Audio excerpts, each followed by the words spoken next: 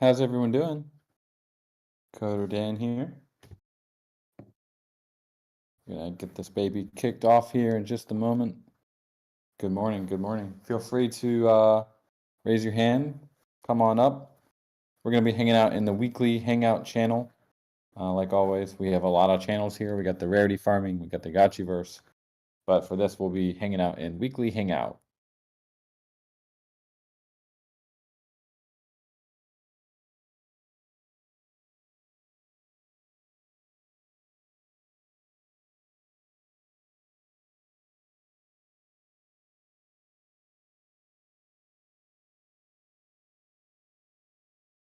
All right, Anthony Zombie Shepherd says the stream is live. Very cool. Thanks for that weekly recording. Super helpful. I've seen a lot of people say that they love listening to this hangout after it happens, because for a lot of people it's pretty early. So great. Thank you for doing that service to the DAO, sir. Yeah, Well, we no got a lot problem. to. No problem. Yeah, Thank you. got so much happening.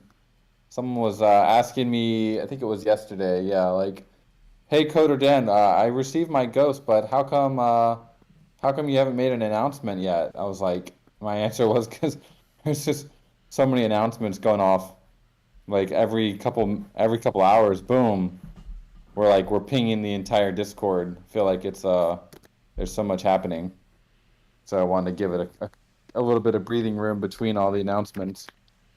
But actually, just in a few minutes, guys, Gravy will probably be on, and we're gonna get ready to launch day 3 of the Gotchi giveaway. So definitely, oh, there he is.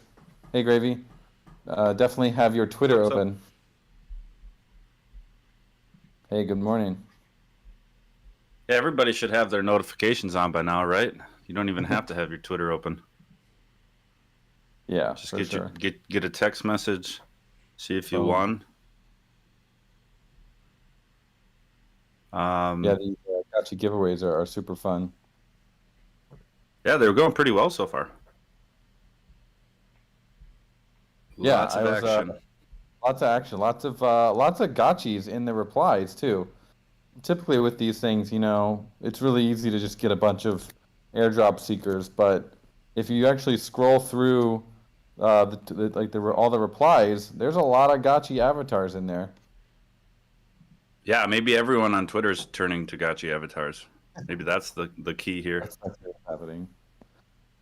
No, That's it happening. actually seems a lot more genuine and a lot more organic than like a lot of other giveaways out there. Like you just mentioned, like the airdrop seekers, it doesn't seem like they're spamming our stuff, and it seems like there's a ton of like genuine entries. Mm-hmm. Yeah, because you got to put a little bit of work in, even if it's just a minimum amount of four cash tags. Yeah, I was actually talking to someone yesterday, and they're like, "What are the cash takes?" I'm like, "Surely, friend, if you do a little bit of research, you'll find them." And eventually, he's just like, "Oh, they're in the comments." I'm like, "Yes, Yeah. It's like yes, when we did that CoinGecko one, everyone was like, what is the secret code? What is the secret code? yeah." What is the secret code? Oh my god. Okay, So, but yeah, it is so what it is, you know.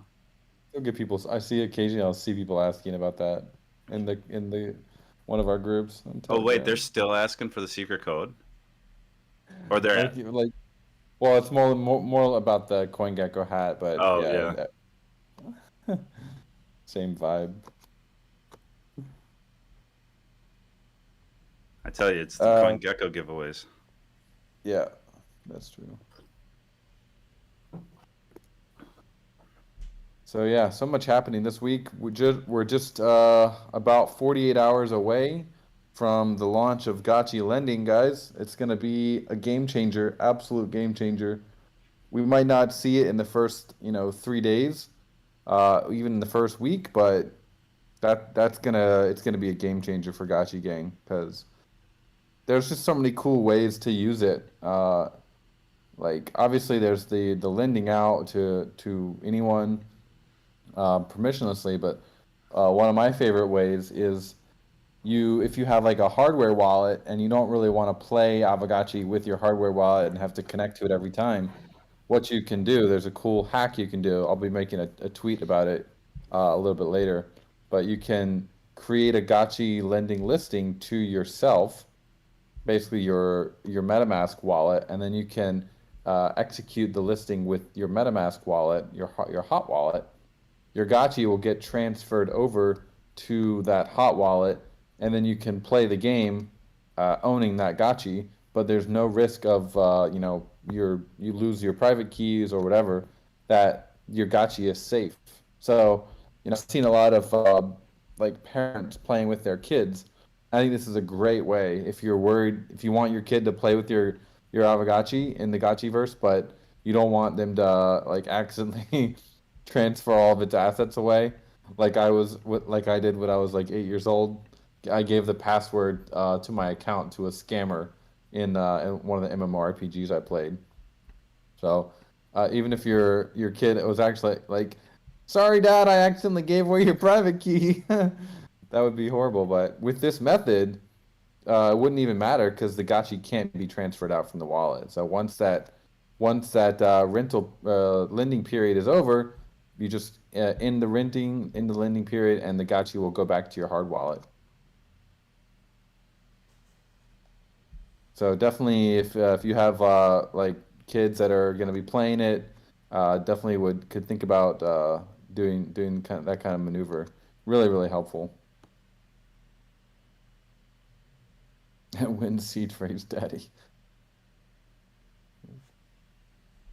Yeah, it's really cool to see some comments on, or I should say, tweets out there that that kids are playing Aavegotchi. I know my nephew, he's already inquired about getting an Aavegotchi. I told him, sorry, son, you're gonna have to get a job to get one of those, but they're definitely, to be able to whitelist them now, be able to rent them out as of the 28th. And not only that, but like it gives guilds like a few days in advance to figure it out and figure out how to get all their members whitelisted and all that good stuff.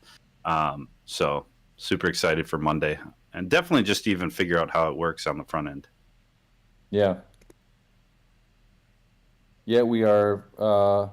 It'll be a little bit. If you guys were here for the launch of the bazaar, you'll remember the bazaar was uh, a little scarce at the beginning in terms of features, because we didn't have the subgraph working properly for it yet. And it's going to be the same way with Gotchi lending.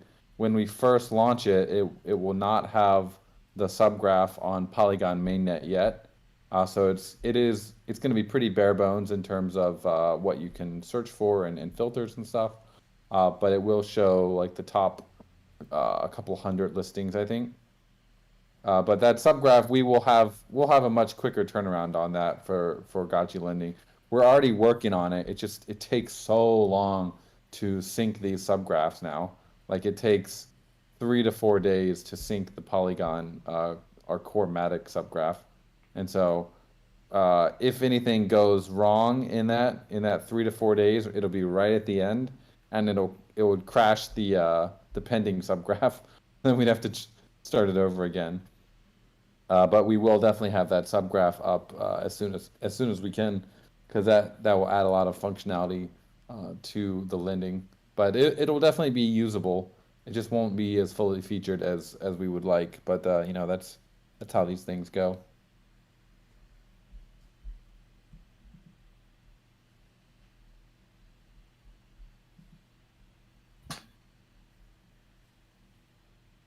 All right. Yeah, tons of stuff. I always look at the week and I realize that a slow week is still a pretty hefty week when it comes to shipping and announcing stuff and all that good stuff that we got going on with the Le Golden Altar hit off pretty well this week. We had Jesse and I did that live stream on YouTube. If anybody hasn't seen that yet, go over to our YouTube channel and check it out. Gives you a pretty good breakdown of what the LE Golden Altar is all about, and the alpha launch with the play drop, which we coined officially on Hmm. late Friday night. I tweeted it out to make sure that it's solidified in history. The first tweet on Twitter with play drop. Yep. That's a cool word. It's fun. And So it's yeah, so real. Yep. yeah. I mean, it's the realest. I mean, everything. The way I look at it is like, yeah, it's going to take a little bit more effort to get your, your rewards, but it's like it's literally the essence of play to earn, and it's no longer just getting something for existing. Like, it's phenomenal that like I'll just use the ENS airdrop for an example. You bought an ETH domain, and then one day you had 15 grand in your wallet. That's freaking cool. Don't get me wrong, but like that's just for existing. Like we're doing something that like you have to actually go into the Gotchiverse, run around, participate. Yeah. Actually, definition of play to earn, and it's pretty cool to see that the reactions and the welcoming of that concept in our community.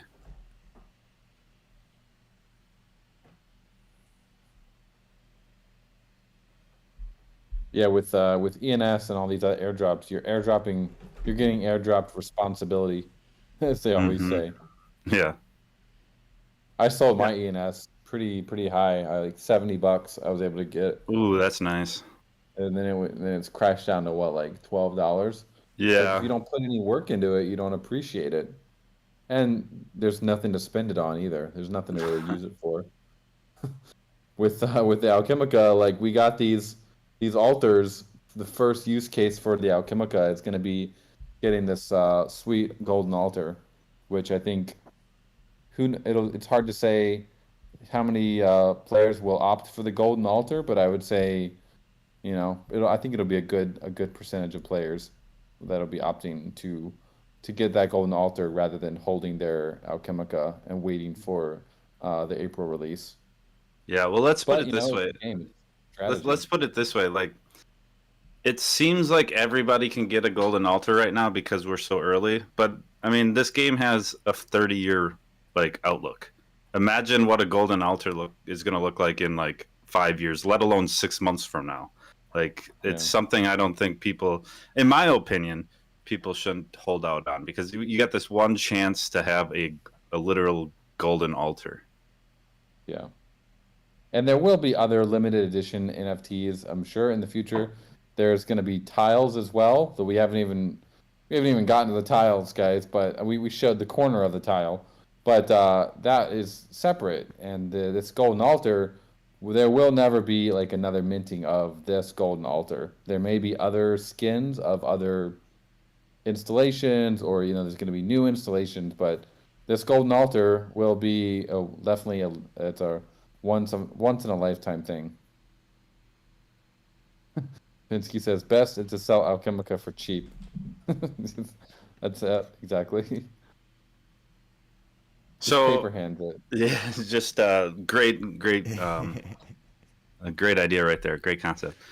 So Coder Dan, what is the time frames in which the Alchemica is dropping? I see Mike J is asking a good question, and I'm sure there's others that have that as well. Yeah. Actually, we just got Pete Fava Beans joining us. He's one of the lead developers in helping us scale the Gotchiverse. I know he's been doing a lot of work with Kubernetes, with the auto scaling, making sure that we don't have to wake up at 3 a.m. in the morning to add a server or do something like that. So, uh, Pete, do you know the answer to that? Is as far as I think I know the answer, but maybe you know better. How often is the Alchemica going to be dropping? Do you know? The drop, right now it's configured to drop. I think once you guys can hear me okay, I assume. Yeah, yeah. My internet just went out a second ago, of course. Um, I think once the game is running, it'll drop every 60 seconds, and it's based on how many are being picked up. I think right now on the demo that's running now, on the prod demo.gotchiverse, it's at every 30 seconds. At least it's supposed to be. Um, and then the drops are based on how much is on the map. If no one's picking it up, you won't see as many drops. Oh, so yeah, there's a threshold, right? If it goes under that threshold, then it Yes. hits the next one. That's true, yeah. And there's every day it's about I think we've set it to 500,000 FUD, and then the equivalent amount of the other tokens. those will be given out over 30 days. Yep. Well, I know I'll be doing my part because I already put in my sick leave. So I'm definitely gonna be running around. Whole realm team's just gonna be like, oh god, oh man, I'm not feeling good. It's a whole team. Actually, Pick no your craft. joke. Yeah. I'm leaving my day job April 1st. It just happens to like be perfect. Nice. We're gonna cause an unemployment spike in the world, like work. Anti-work, economy. right? But we're providing employment in the It Gotchiverse. Yeah. couldn't So have worked out better. Yeah. we'll have to get that in a White House report one day. How many jobs we've provided? I'm gonna add Aavegotchi to my LinkedIn now. Yeah. I do tech share barber Aavegotchi's. It is kind of funny. I do share our Aavegotchi stuff on LinkedIn, and sometimes I think back to like all my other corporate jobs. I'm just like, I wonder what they think of me now. Such a Sharing these detail. Gotchi, like literal Aavegotchis and graphics and whatnot, and it's like, I wonder what Sherry thinks. Like, They're jealous, man. That's all I sure. could think. I know they're. I love sharing our stuff. I'm like, look at this. oh, I love it. I just think it'd Yeah, be yeah. funny to hear what they have to say. Like, Right. because I remember one time on my last job, I had to, after I was done with them, I still had to like do 2 weeks with them to do like a freelance project that I told them I would help them finish up with, and that was right around the last time Bitcoin crashed. And they were like, well, not the last time, I should say, one of the times, but and Sherry, I always use Sherry because she's the one that always like asks me to go to like happy hours and wants to talk about shit while I'm trying to work at the corporate office. But Sherry's like, "Are you okay? Are you doing okay? I heard Oh, Bitcoin." jeez. Like, I'm like, "No, I'm doing great. I'm doing real good right now. I'd rather it not do that, but you know, it's all good."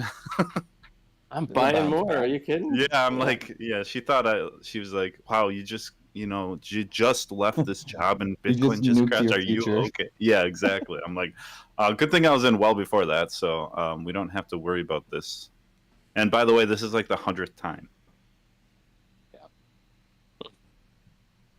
You need to call her and be like, "Are you okay? Yeah.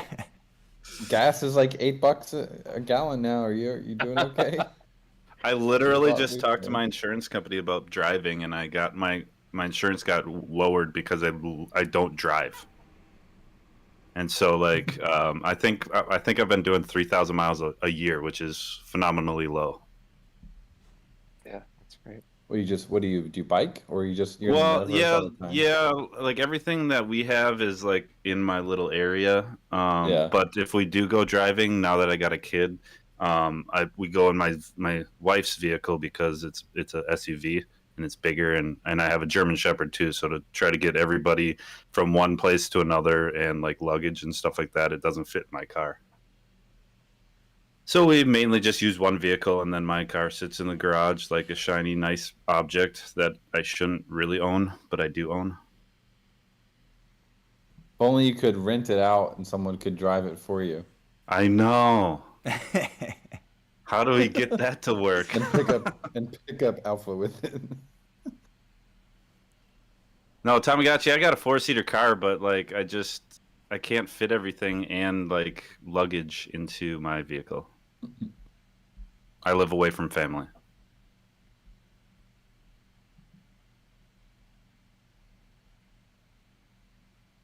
But the good thing is, I don't know if it's a good thing, but all like cars rose in value for once in my lifetime, so that's cool. I've forgotten how to drive at this point. Like I literally, I've been in China for like so long. You'd be a liability. I mean, I would be a liability. Yeah. I mean, it's been a long time since I've driven, like 12 years probably, because Holy driving. shit.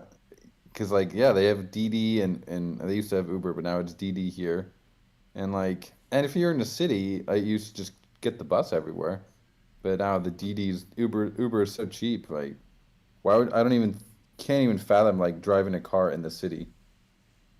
Just get a DD, get an Uber, and then if you want to go between cities, just like there's a guy who will he'll just drive for like 4 hours get you where you want to go, or you get a train. Yeah, it's so Or much you, cheaper if you think about it. Just like insurance itself, you probably get yeah. anywhere you want to go. I mean, unless you're like going multiple places every single day, you probably Hmm. spend the same amount on just getting from point A to point B when you need to go places as you would in insurance around here. Yeah, and in China, like they have traffic cameras everywhere, so it's so easy to get a ticket. Or if you park in the wrong spot, within like minutes you'll get ticketed. Like, so you park in the wrong spot or you get a traffic ticket, boom, like there's like $50 gone. And then why would there it could take like 30 Ubers with that money. So it Yep. just doesn't make sense. So it's working. They just fine you out of a car to help with emissions. Yeah. Yeah, somehow car usage is going up in China, but which is really bad for the world, like the world, because if China gets as hungry for cars as the US does, like there's going to be a problem. Are they electric cars But or are they gas some of them cars? are. They have they have like one they have a kind of a knockoff Tesla called a Biati. It sounds like it sounds like a fancy car. I love the name Biati. It sounds like was like Bugatti, right? I think it's like isn't that a car? Yep. A Bialy, It sounds like which a is Bugatti. a It Bialy is a sounds baked very good. Italian, Made in very China. but like yeah, they're everywhere. They're cool. The doors will open, like the driver can like auto open the doors for you and then you get in. It's pretty spacious. But yeah, there's a lot of electric cars and buses and stuff, but it's not enough. They need more.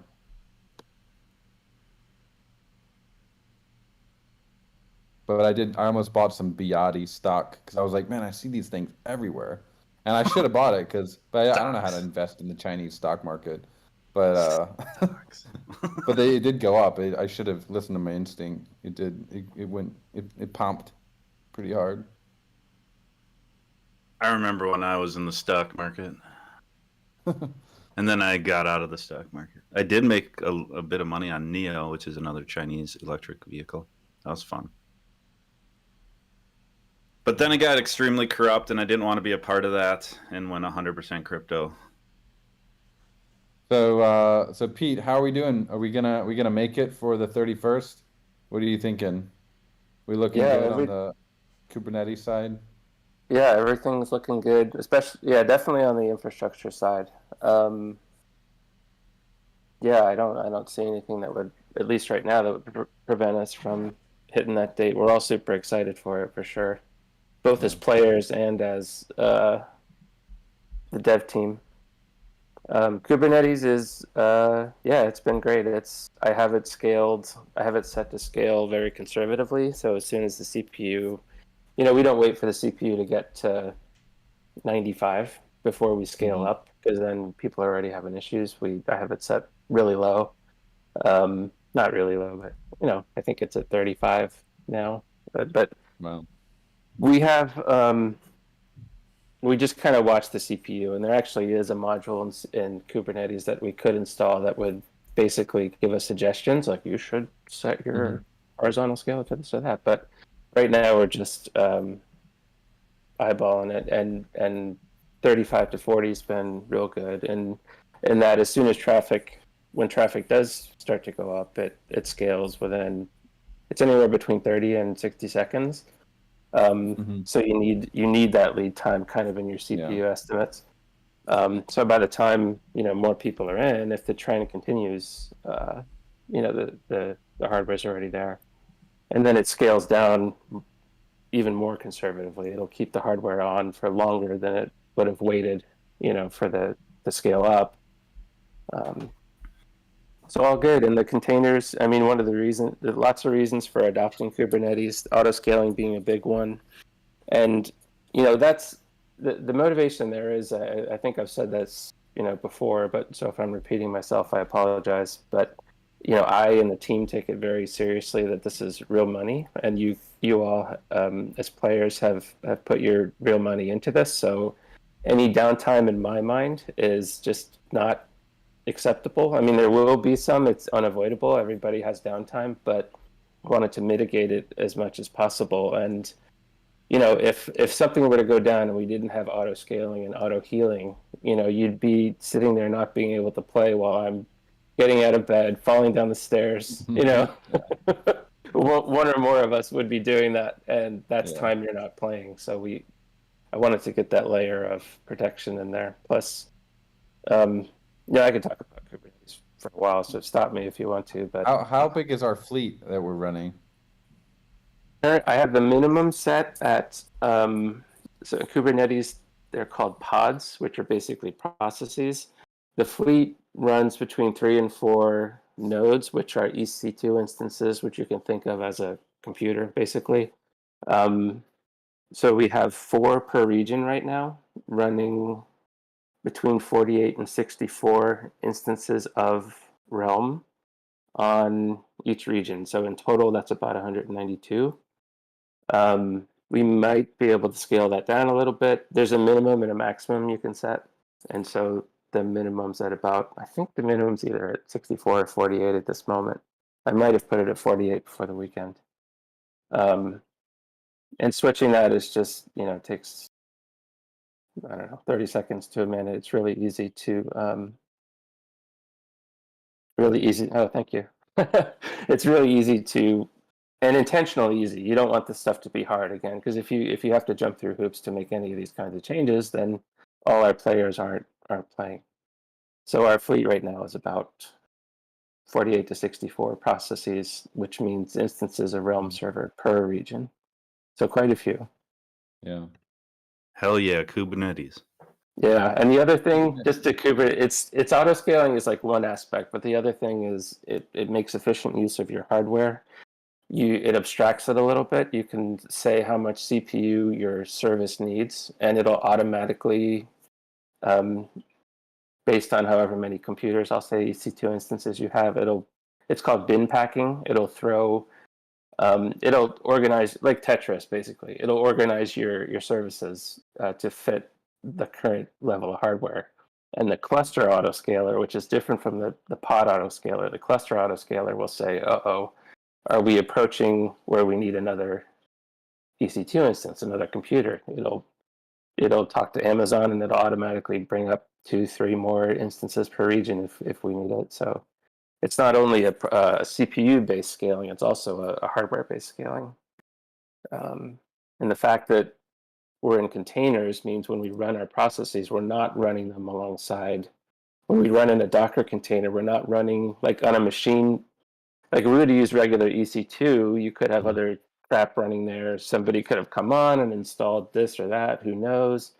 With Docker, you're running just your process. It's completely isolated. There's this great little intro on YouTube, which is almost like, I don't know, if you want to learn more about Kubernetes, and even if you're not necessarily technical, somebody wrote a book, The Children's Guide to Kubernetes, and not saying anybody here is a child or anything, but if you actually want to know more about it, you can watch it read to you like a bedtime story, or you can actually read it. It's illustrated. There's this little giraffe named, I forget his name, but he's your process, and it takes you through why it's a good thing. And the first thing they say is like, well, little Pippi or whatever his name is doesn't have to go into a room with a bunch of other monsters he doesn't know. You know, he has his own little, and this little whale comes and on a ship and says, "Hi, I'm Kubernetes," and blah, blah, blah, whatever. Anyway, look it up on YouTube if you're interested. Kubernetes for children or something. It's a good read or listen. That's only one side of this whole. I mean, the scaling is one part, but then the other part is connecting everyone and ensuring that all the data is transferring between all those instances. And we're using Redis. Mm-hmm. That's the other side. Like we don't talk about that side as much, but that's also extremely important. Redis is just the way that we're using Redis like enterprise, which is very active, powerful. Mm-hmm. Yeah, and it's how we're able to achieve the number of players globally that we have thus far, and will be how we grow. There's We run that on active. For anyone that's technical in the audience, usually it's kind of active passive. If you were to run like a MySQL database or something, you could have one master that you write to, and all the others instances you only read from. But in this case with Redis, it's super handy because they've got an active product, which is fairly new, but you can literally write. We have one per region, just like our Kubernetes clusters. So they connect in the same region to a Realm server connects to Redis in its own region. And then we can write to literally any one of them. So there's no write latency. And then Redis handles the replication to the other two regions. There's all kinds of documentation on Redis and how they achieve that. But it is literally how the fastest way to replicate streaming data across regions. So super excited to be using that. Yeah. Yeah, we're bringing you guys the best. And this stuff, it's not cheap for sure, but if you want to really I didn't know, did we talk about cost? Because yeah, it's definitely not cheap. Sorry to cut you off, but yeah, that's No, for sure. Yeah. But yeah, we're really banking on this thing becoming it's gonna be a global sensation, I think. So it's gonna be worth it for sure. Yep. This is all funded by you guys too. I mean, Pixelcraft, we have never raised any VC money. We don't have Animoca brands breathing down our necks. We like them, but they haven't invested in us, or really the only investors we have are Aave team, the core team from the beginning, and the community. So all this is powered by Haunt sales and the parcel sales, and some of the revenue. Obviously the bonding curve, but we're kind of past the point where that is enough for our team to be enough, that 150K. But we're kind of past that point. But yeah, we're still making it. We're definitely gonna keep. We have enough budget to keep going for a while with this, so it's going to be awesome to see where all this goes. We don't have any VCs they're going to be dumping Keck token on you guys. That's what I love about this project.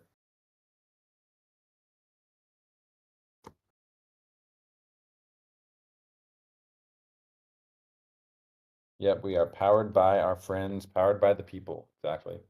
And yeah, we did get some Redis credits. AWS, I'm not sure how much we're paying for that yet. It's not nearly as much as Redis. Redis is definitely more expensive because we're using like their top tier product they have. But that's what we need for the scaling to have everyone in the same instances as we're going to be doing.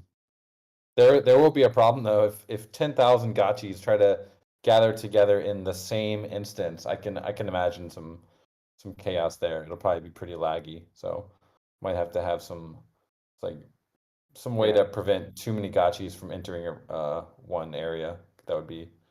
I think you just gave the community a new goal to set. But I think any online game would have. Yeah. Wouldn't be able to. It's just basically it comes down to a speed of light problem. We can't exceed the speed of light, and the data just can't move fast enough.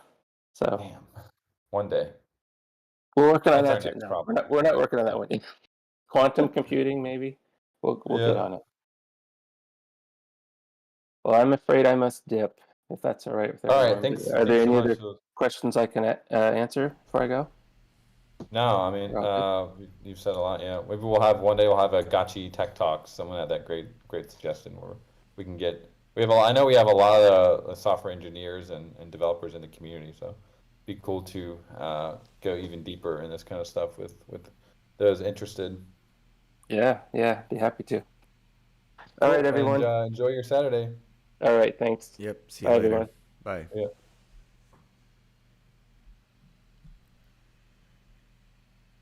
Gravy, I think we are going to be putting this tweet out, so go ahead and do that. All right. Get your Twitters ready. Get your tweeter ready. Get that tweet. I haven't checked in on the votes recently, but last time I checked, seemed like they had already like passed quorum.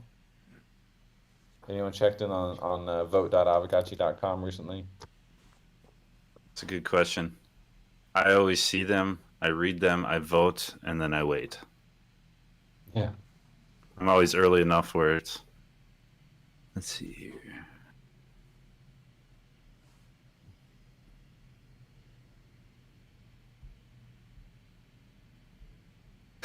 Yeah, the first one I'm looking at 634. 27 is 161%. Wow.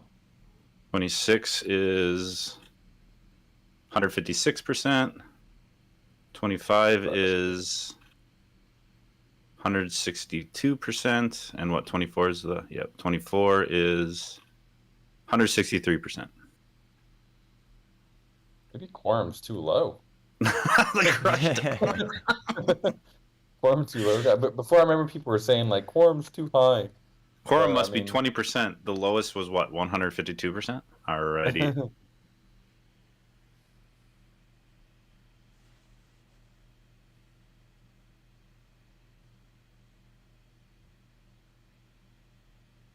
You guys, go ahead. My internet is kind of crappy right now. I'm trying to download a video. It's very slow. I might be Classic. she-bogged. Has anybody got well, I guess you don't have a strategy for the golden altar yet, but has anybody in here minted more than 2 golden altars on the testnet yet? I know I've seen some tweets about 2 of them. I saw a guy with like 25 altars. Oh shoot, he's crushing it. Okay. We're like I literally DM'd him like, bro, did you find an exploit or something? Like, how did you get 25? He was just saying, no, I'm just practicing. Adult diapers. That's how. Just practicing. Yeah, literally. That guy's It made gonna me think of make it that. for sure. It's that Redditor meme where like when you were outside playing in the sun, I was honing my craft. I was Yes. Yes. Perfect. Right. These are not real altars. These are the testnet altars. Yeah. Which he knew. He did know that. He's like, no, I know. I'm just practicing. Yeah. Like, oh, cool, man. I mean, that's great. Yeah. I just wish that I wish there a little bit more.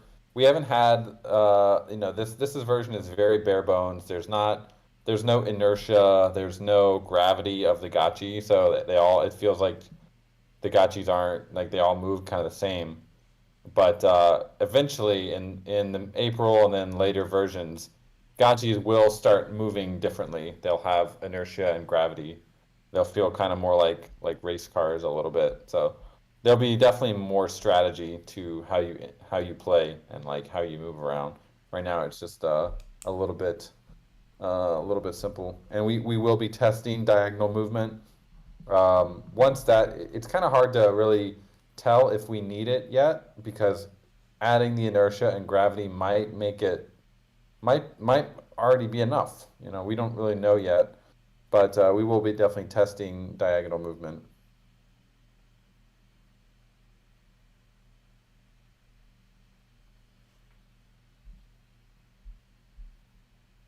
One BTC says, "Dude, cat gets ridiculously hard to find." Yeah, it is the rarest, so definitely tough to find.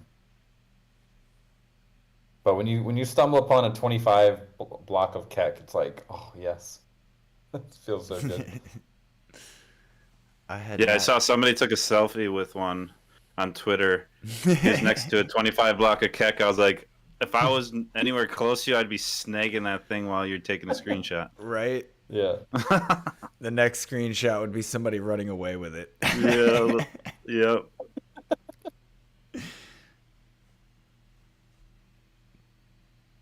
Yeah, 0 gas. If you have enough of the recipe, all you have to do is hit or click the craft button. All right, guys. Tweet is launching Whoop, whoop. in just a moment. This is fun. This is a fun giveaway week. Hope everyone's having fun as well. Oh yeah, I can barely keep up with all the announcements and the giveaway and everything going on. I It's know. exciting. All the people that I've been telling about Aavegotchi forever are suddenly like, "Wait, this thing's real," and I'm like, "I've been telling you." Not vaporware. Yeah, have you told them to enter the contest? Or I mean, Yep. I guess the giveaway, because maybe they'll get a gotchi if they are randomly selected, and maybe they can start participating. Yeah, I've noticed a lot of people will DM me with a lot of questions. I'll go in detail with them. I'll like send them a couple of videos, you know, the whole thing, and then usually people get like really deep into it and they go, "I don't know, I couldn't figure anything out. I couldn't decide, so I just bought some Ghost. Yeah. I'm staking Ghost." It's like, "All right." Yeah, my cousin literally just called me. I just put myself on mute like 2 minutes ago, and he's like, "How do I buy Ghost?" And I'm like, "Dude, I've been telling you for like 8 months. Plus, I sent him our Gotcha You video, and then he finally calls me, and I'm like, "Yeah, I'll give you a call back after this stream." But everybody all of a sudden is like, I mean, he's coming to me. He's like, "So how do I get these 4 new ERC20 tokens?" I'm like, "I thought you'd never ask." This is exactly how you get it. And I gave him the whole thing. You know, you could channel it from the skies above. He's probably like, I have no idea what you're talking about. But I'm like, we'll talk about it later. We'll talk about it later. But it's funny though. I have a couple of friends in the past week that are like now like full of anxiety because they didn't buy a gotchi, and the floor gotchis are getting more expensive, and they're like, how do I do? What do I do? What do I do? I'm like, dude, the same thing I told you like 8 months ago. Like, it's not going to get any cheaper. But if you still don't want to take the plunge in owning your own, we have the gotchi lending coming up. So I recommended that to them. They're like, no, man, I need to own my own. Gotta own it. Yeah.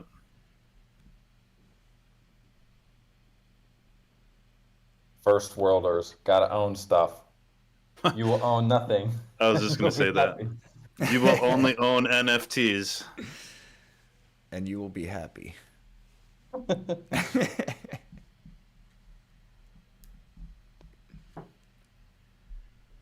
Nah, it's cool. I mean, you gotta like, the lending is so great because literally anyone can jump on and try it for 5 minutes. If they like it, they can stay, and if they don't like it, they can like, go and play something else. Well, yeah, that's what's beautiful about. I mean, like, I'll be honest. Like, when I talk to people about this, I'm like, this isn't everybody's cup of tea, but it's most people's cup of tea.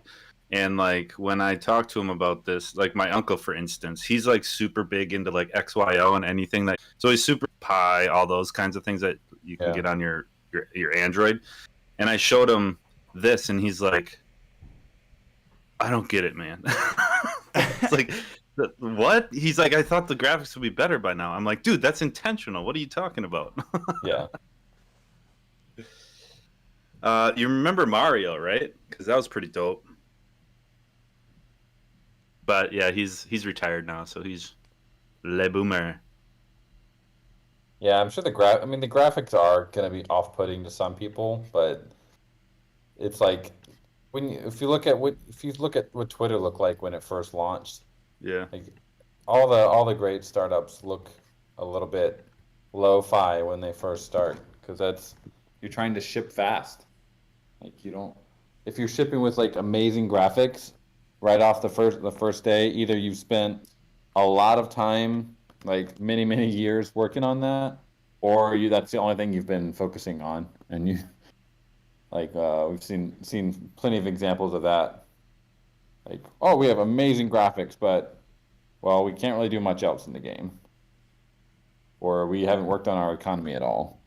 Yeah, but I mean, if anybody saw the live stream that Jesse was on yesterday for our BGA demo, it's like, I can't remember, TC something. I can't remember which game it was. But it's like, yeah, sure, your graphics are sweet. These are really good graphics, but we can tell you spent all of your time getting the graphics right and you have no use case. Like, I would much rather have, and I'm not comparing this to Aavegotchi in any way, shape, or form for anybody listening, but I would rather have no graphics and a ton of use cases where I'm making money versus having the best graphics and nothing to do with it. Just give me a mud, right? Yeah, literally, give me a ETH rock or something, and if that can make me money in a metaverse, I'm going for that. Gotchiverse mud. You approach the Alchemica. You pick it up. You have Mud. made it. You just like creeping around on the ground in the Gotchiverse? Just mud? It's not. No, mud is It's like the original Oh, I RPG. got you. Oh, yeah, yeah, yeah. Yeah, I mean, there's a lot of room for improvement, and there will be for sure.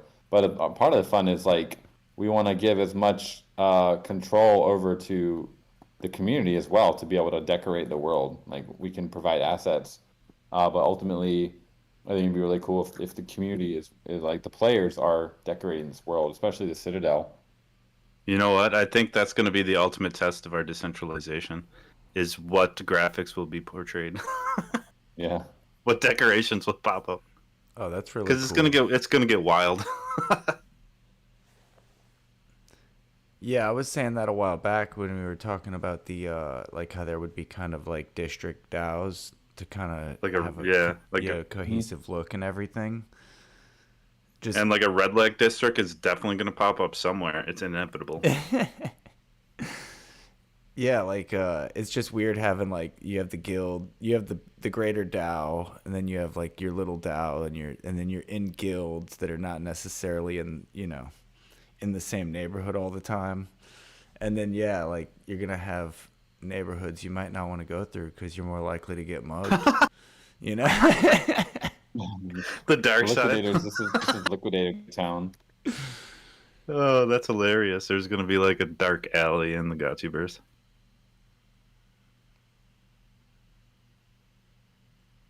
I love this this tweet giveaway day 3.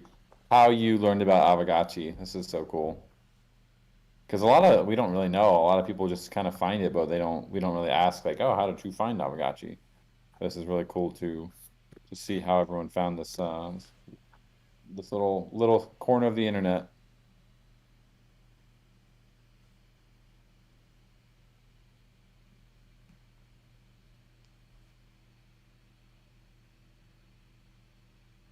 Heard about it from a friend. Nice. Which interview do you remember? Can't remember who did the interview. Dang. Yeah, did a couple good ones. We had a lot of people were from they found us through the Non-Fungibles podcast. Like it for such a niche podcast, it seemed like a lot of people really were getting excited about Aavegotchi through that one. Podcasts are cool.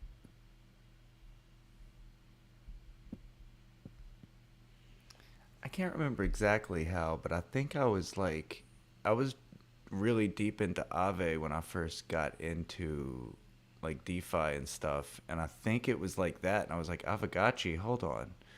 I love Tamagotchis. I love Aave. Hold on. And but then I didn't actually get into it until Haunt 2. That's when and then by that time I had like been reading about it and watching videos and stuff long enough that I was like, okay, this is a thing. I'm doing this.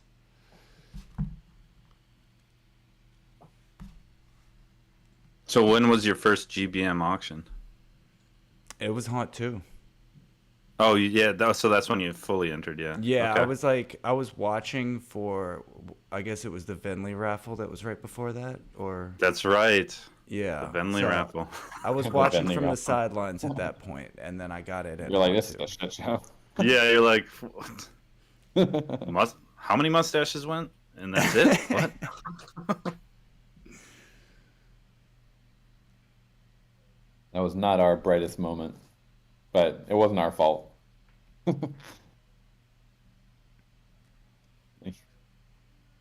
was fun though. It was cool it was, you gotta always try stuff. You never try, you never grow. I'm trying to read everybody's comments because it's so insightful. Yeah, this is cool. This guy says, I was looking for good P2E games. Can't remember anything specific. All I really remember is Harambe V2 being a great guy and talking me through everything I needed to know to get started. Right on, Harambe. Harambe. Shout V2. out. That's great. V2. We'll have to let him know. Backside. Nice.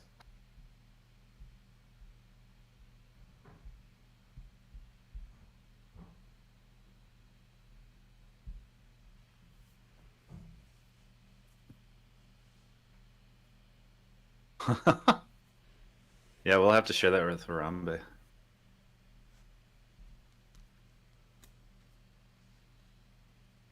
Rolling CoinGecko looking for hidden gems outside top 300. Nice. That's slick. All right, very cool.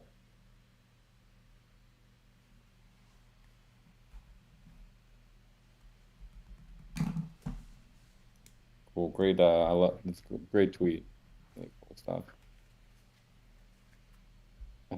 Casey said, I saw an article about Share to Earn, which was a disaster. Yeah, that was also not really our brightest moment. That did not work out. We knew that would eventually get botted, but it literally happened within like the first 10 minutes. Like it was pretty bad. Was that the light paper? That was when we had the drop tickets. We could like refer friends to earn a drop ticket. Yeah, that's right. Yeah. Man, that feels like ages ago. And and I mean, I love our Vietnam community, but they just kind of steamrolled that. Crushed it. I was sorting those by hand. Like that was kind of painful. I'm not gonna lie. Yeah. I wish there was a way, there's got to be a way to do that, something like in a better way that can't be botted. It wasn't even bots. I mean, there were real people doing it. It was just so many people like referring each other. Yeah, we don't want to do KYC. Yeah, We that's like lame. I saw what is it, the something is brewing for the apes, like they're doing KYC for the That's like, pretty cool, I okay. guess. Sweet. Neat. Forward thinking. I like how their governance is going. I mean, I'm just. Is it? I haven't even It's looked at like it. not working out for him. But it's kind of funny. I mean, I've had several conversations with ape owners and great people. Don't get me wrong, but Yeah. when you put more in, I shouldn't say it, but I'm going to say it. If you put more in front of them than a green buy and a red sell button, it gets a little muddy. Yeah, there's not much utility yet. Really just like holding this coin.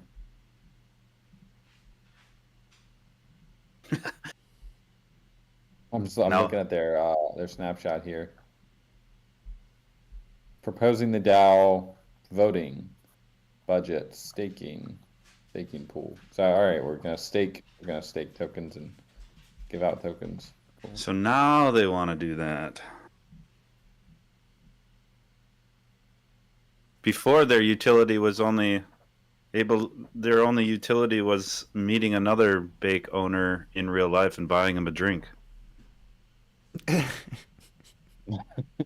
a free drink out of it. Yeah.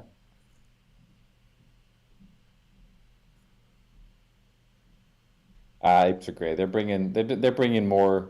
Oh well, no, I guess we haven't know that no one's said they found Aavegotchi through an ape, but maybe one day. It's definitely bringing more people to the NFT space. Yeah, I'm not trying to like completely shit on it. Don't get me wrong. I'm just saying like what? It could be. I mean, that's what gets plastered on, the television. That's what gets plastered on my parents' news outlets, and they're just like, a picture of a monkey? What? Mm-hmm. That's what you guys could come up. That's the best you. That's an NFT. It's like your crypto high mind could create. Little do you know, your driver's license is going to be an NFT one day. Little do you know that the deed on your house or any kind of paperwork that you're going to be possibly wanting to be valid is going to be an NFT. It's just like, no, monkey. Hello, the Beebs owns one. Is that 100% true, or is he just I like don't know. I heard like the one with Eminem? I heard somebody just gave Eminem the money to buy one for the for the publicity. I don't know. Oh, I I didn't wouldn't really be look into it. surprised if it was their marketing team that actually bought it and they don't even have their seed phrase. You know, like it's probably owned by the LLC that runs their media. Yeah. Right. Someone was asking me, it was a while back, they were DMing me. Um, I mean, they were like, "Hey, I saw Eminem got his ape. Like, we should get him to buy an Aavegotchi." I was like, "I don't think you really know how this works." Like, Right. Eminem probably doesn't, but he might. Didn't he actually? I think it was on his Just, Twitter profile picture. So like yeah, it was in his profile picture. he must have at least signed some sort of an agreement saying, "I'll put this on on my profile." I mean, Yeah, does he run his yeah, Twitter? for sure. Who Yep, knows? most likely, Okay. probably. Yeah. I would do the same thing though. I'm not gonna lie. Someone offered me like 500 grand to just put a picture on my Twitter. Heck yeah, let's go. Yeah, Snoop Dogg, I think he's doing it the right way. He seems much more keyed in to the I was whole gonna like say industry. that. Yeah. He seems genuine. Yeah. I mean, he's a savvy businessman. He knows like, oh, I'm gonna put out music on his NFTs, and these rich NFT guys are gonna buy it. That's like good business model. But it's still, I mean, he's in touch with the industry at least. He's Right. not That's doing it what in a cringe way. yeah, it's still business, but I just mean genuine as in he's actually involved and kind of knows what it is. Yeah. And these other guys probably just like signed paperwork like, yeah, sure, whatever. Any other marketing deal.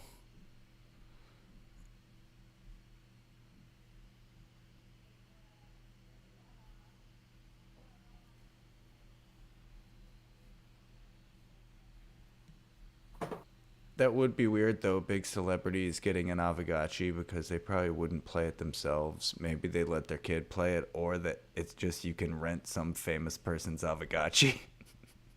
I don't know. There's some famous people that would definitely play with an Aavegotchi. Yeah. Like one instance is like I'm pulling a name from the early 2000s. Lauren Conrad from I forgot where she's from. She's from the OC or something like that. She's like desperately trying to get like Tamagotchi back, and it's like, well, there's a Oh, little bit really? something a little nicer than that nowadays. So go spam her Twitter. That could be a new reality Laguna TV Beach. show. Oh wow. That's trying to bring back Tamagotchi. Yeah. Yeah, we got something better. Yeah, I've been thinking of ways we need to when people search Tamagotchi on Google, we need to somehow get Aavegotchi to like show up next to it. That'd be nuts. A little bit of some SEO hacking there. Because we're almost ranked. I've looked in the back end. We're almost like we're kind of ranking for Tamagotchi because we share Gotchi. We just need to get a little bit higher up, and people be like, "What is?" They'll accidentally click on our website. Like, but it's what's a wallet?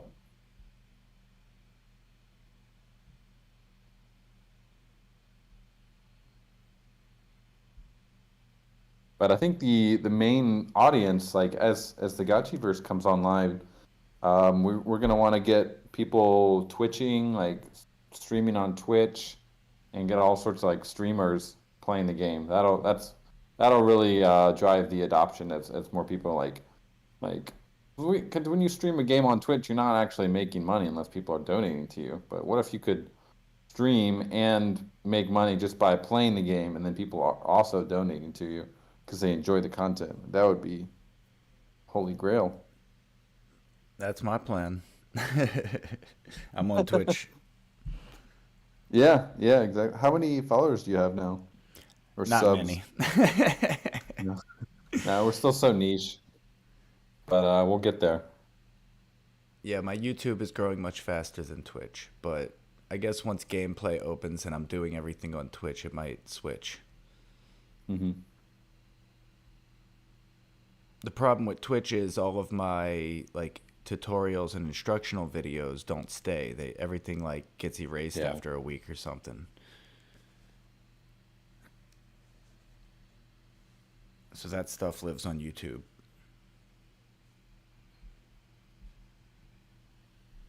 Yeah, YouTube's Cool. great for that evergreen content. Hey guys, I gotta head out. I got a hard stop at 10 a.m. here, so All right, got the sir. rest of the day to do adulting. You know. Yep. All Have a right. good one. Take it Have a easy, good one. everyone.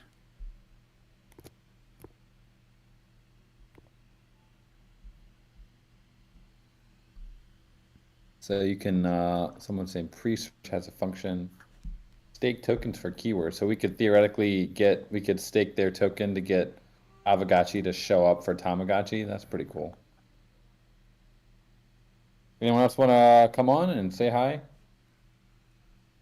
Oh yeah, and See you're what's like on your mind? in your search or your tags for YouTube and stuff. Yeah.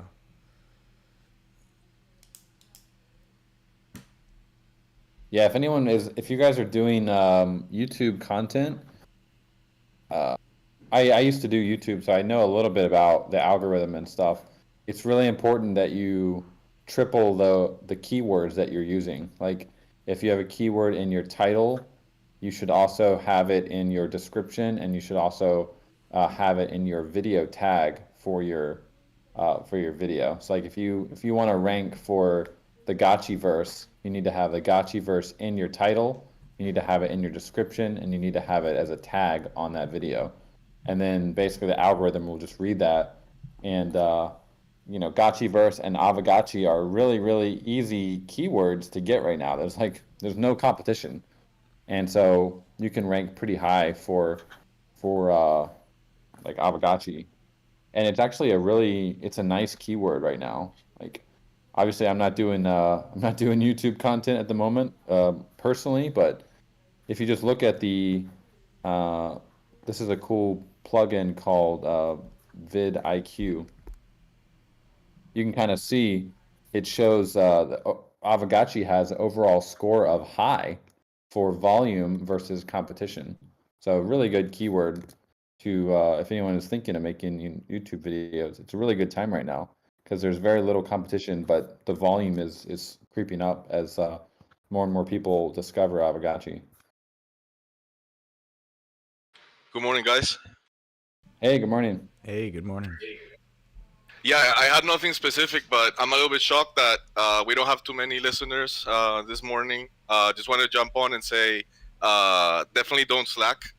I'm regretting on my end right now because like I have the Mustachos Guild, and I'm getting an overwhelming amount of questions in Spanish, an overwhelming amount of requests for guides, and I'm like, what the hell? What the hell have I been doing the last couple of months? Now I'm 2 days away, and I have to figure it out.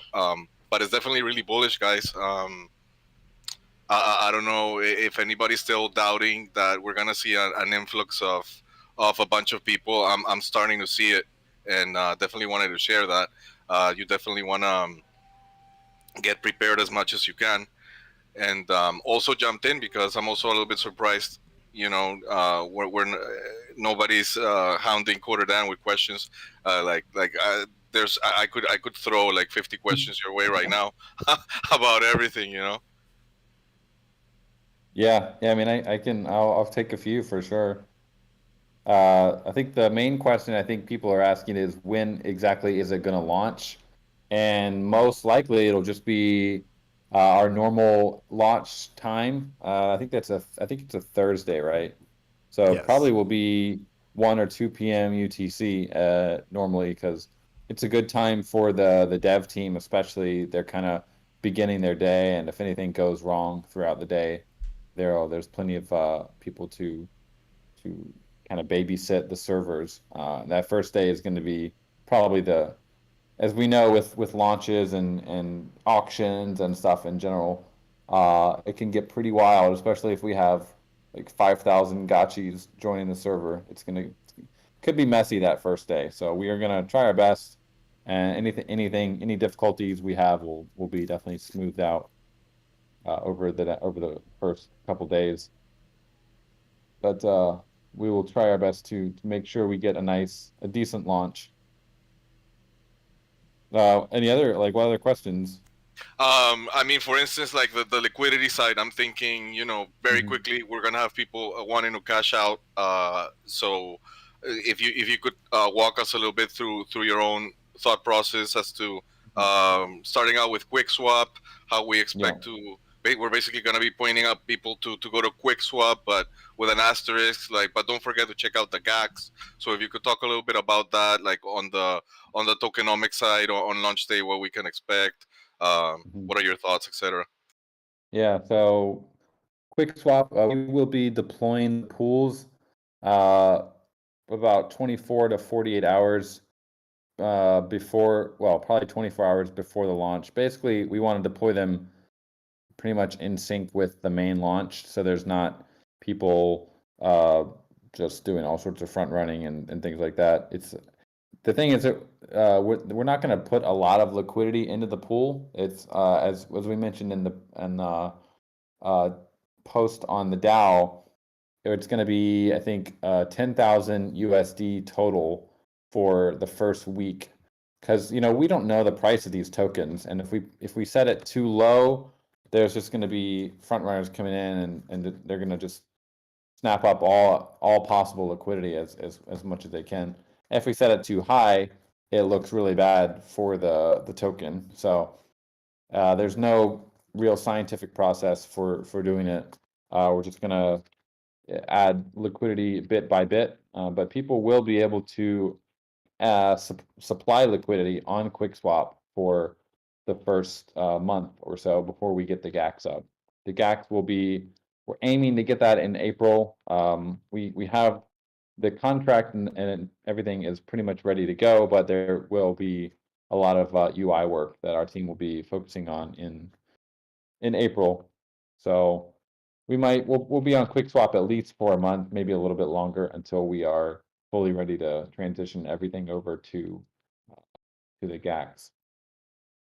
And so, yeah, I'm sure there will be people that are going to be trying to be cashing out their Alchemica during that time. So just be wary of any slippage issues that you might have if there could be, it depends on what amount you're trying to cash out, but there could be pretty high slippage depending on how much liquidity is there, especially in the beginning.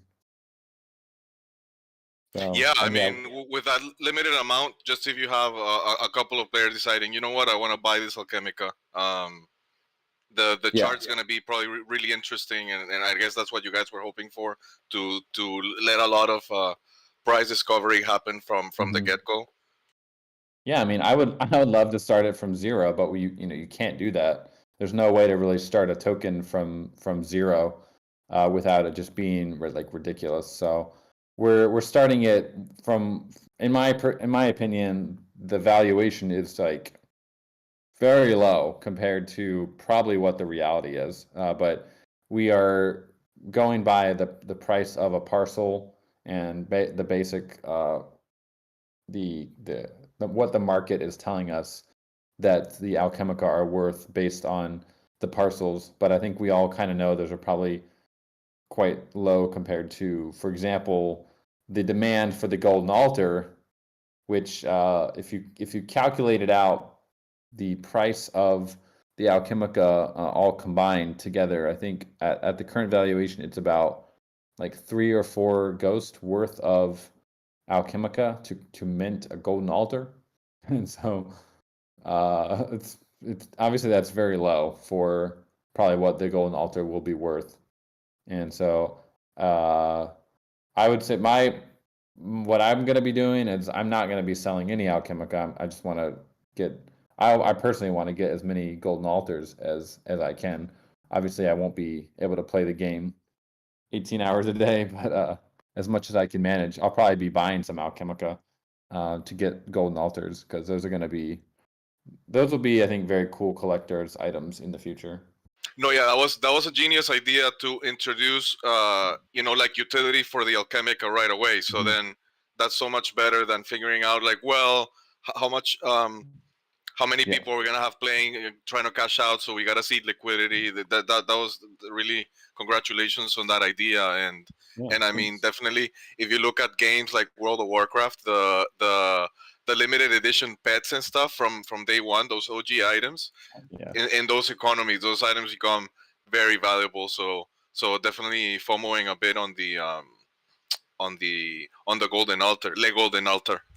Yeah, well, that's the fun part of like NFTs and NFT gaming is that you don't just have tokens, but you have these other potential items, these NFTs that are going to be valuable in the game itself. And I think the biggest kind of insight or also risk that we're taking with the golden altar is that it really doesn't have any separate utility from a normal altar. It's literally just a skin, and so. There's no extra utility. This is basically the first time we've ever done a pure skin of an NFT, like a typical NFT with no utility. It's a utilityless NFT beyond the fact that it can do what a normal altar does, but it's just basically a pure prestige item. It's the first item Flex. in the game. It's a pure flex.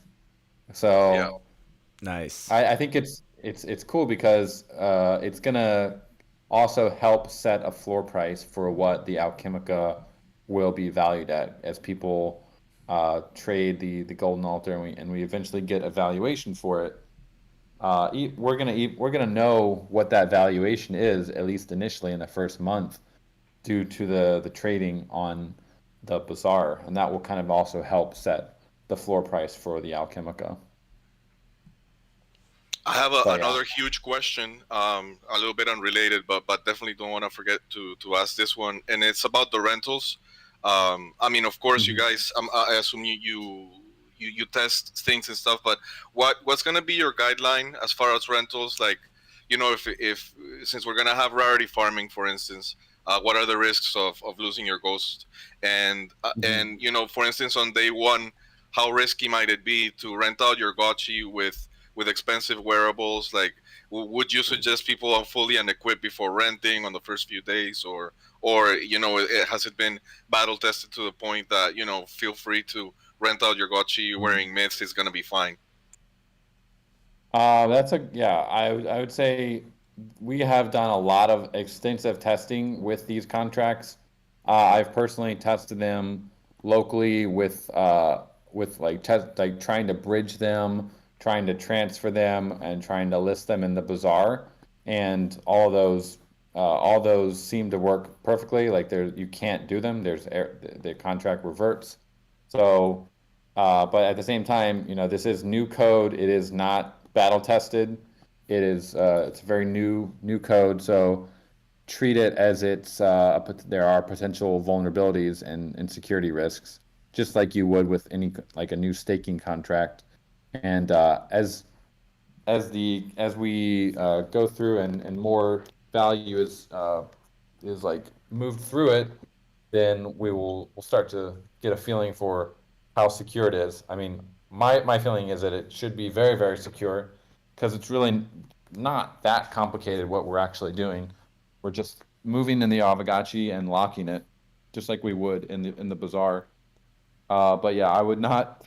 There's no reason really to like. Don't be putting your high value gotchis up for lending yet because there's really no reason to. Uh, just use your low value gotchis at the beginning for sure, like your naked ones, until this contract has some life to it, has been around for longer. Yeah, And then from your expert point of view, what would be like a good amount of time where you say, okay, this is battle tested, like a month? yeah, 2 weeks to a month, I think, if there's no incidents at all, we don't have to like pause the lending or anything. Um, Most likely, it will be secure. And I know there's been community developers also looking at it. No one's mentioned any potential issues. So I my feeling is that it's probably quite secure. We have an extensive testing suite with all the different angles, but you never know. The EVM is a weird thing, so it's best to be careful. Everyone be careful at the beginning for sure. until we have this contract has more time under it. Yeah, better safe than sorry. So unequip your Gotchis, guys, if they're wearing something that you can't afford to lose. Mm-hmm. Yeah, it's a great point. Let's see. Were there any other questions about the lending? I see Bearded's got his hand up. Okay, sure. There you go. Hey guys, how's it going? Hey, Beard. Morning. Welcome. Good. Just wanted to hop up since we were talking about lending and talk about how it's going to work with the vault. Excellent. Yeah. Cool. 1 sec, let me switch my audio over. Bearded, you've also looked quite thoroughly through the lending contract as well. I know you and your team have probably been. We've even suggested a couple good, not like security fixes, but just improvements to it to make your guys' life easier.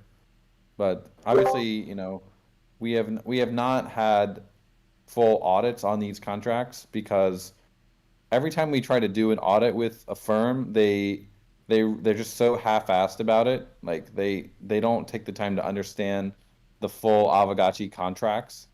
And so their audit is basically useless to us because like most of the complexity of the feature set is not actually in the lending itself. It's in how it interacts with the larger Aavegotchi contracts. And so it's actually the more community eyes and our internal developer eyes we can have on it, like the better it's going to be. But we can't really at this point. It's kind of like the Yearn code base. Like it's so complex. Not even complex. It's just like there's a lot of code to understand. Yeah, And, for it makes sure. it hard to audit.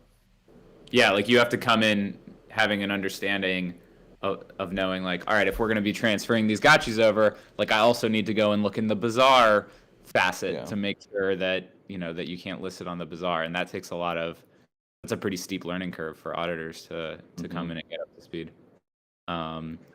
Yeah, so with the vault, we've had a lot of people asking. Oh, sorry, someone's at my door. I'll be back in a couple minutes. All right. Yeah, so I'll give a quick overview of how the lending works. Basically, it is kind of like a bazaar listing. You will go, if you guys have seen the lending article, there's a couple good videos about it. But basically, you'll click on your gotchi and it'll say lend, and this window will pop up. Let me see if I can open a window for you guys can see the latest UI here. But you'll basically just click lend, and then there'll be a little pop-up that comes up and says basically the profit split. Do you want to charge any ghost up front? And also how long do you want to lend it for? And on the UI that we're going to have on Aavegotchi.com, the duration is in hours, but actually on the contract side, it's in seconds. So we thought it would be kind of silly if we don't have like a calendar or anything advanced like that yet. So we didn't want to really put like a lot, like have you guys set how many seconds to lend it for. It'd be kind of silly, but we'll eventually replace that with like a calendar. And so you'll basically say, okay, I want to lend this gotchi for 6 hours, and then you create the listing, and anyone at that point can go and they can execute it and get the gotchi. Now, if you only want to lend to a certain person, you can go and you can create a whitelist. There's a button for creating that whitelist. Here we go. My UI finally popped up here.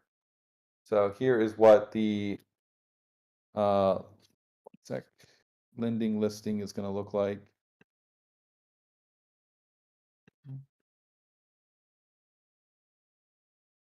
So here's what the lending listing will look like. And Phantasma, you were asking about Ghost and whether or not people would be able to rug your Ghost in your Gotchi's pocket. So you can see here, by default, Ghost is not an option. It's deselected on the UI. That's why it's kind of grayed out.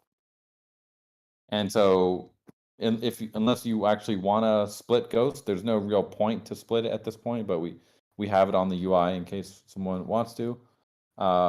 You could re-enable that, but by default it is deselected. Yeah, the thing is, as far as I understand, in the initial period, there is gonna be basically Ghost in the play drop, right? So people are gonna definitely, I mean, renters and people testing out the game, they're basically be hoping or expecting us to enable the Ghost, and Well, then rarity not farming is also happening, no? yeah. We're not like definitely while rarity farming is happening, we're not gonna enable. We're not gonna have Ghost being play dropped. I would mostly during April. It's going to be Alchemica. It will take us. We have to add a couple more lines of code and do a little bit more testing with Ghost, because someone would, I think it was maybe Bearded, asking if we could have like a wrapped Ghost, or maybe it was Dr. Wagme. That's a pretty good idea. So we might do something like that. So it could be separate anyway. So we'll definitely try to get at least like one Ghost play drop during April, but I can't promise that we will be able to. So mostly during April, it'll be the 4 Alchemica tokens. Nice, yeah. So people just gotta be mindful if they're renting out gotchis that they expect rarity farming rewards in April, that they rent without enabling Ghost. Mm-hmm. So then, yeah, I was saying earlier, if you want to do a whitelist, you also have that option here. There's a create whitelist button. It's pretty bare bones and not really. We'll probably push some changes to it to make it better. But if you want to add members, you can. If you're like a guild and you have like 1,000 addresses, you're probably just going to want to make a script to do that in one single transaction. Like you wouldn't want to use this UI for all that. But if it's only like for one address, like your personal wallet or something, you could just create it for one address and then create that whitelist. That would be the best use case for that. And then so once you create the whitelist, you'll be able to see the ID of that whitelist, and then when you come back to the lending, that's where it says whitelist ID. You'll just type that ID in, and then you continue on with the next part of the listing. On the next part is the profit script, the profit split.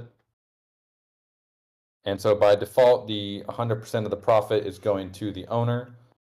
Here is where you can update it to change it to 50/50, or you can add in the third other wallet. And if you add a third other wallet, then you need to type in the ETH address at the bottom there. Otherwise, it won't let you go through. So if that's 0, then don't have to worry about it.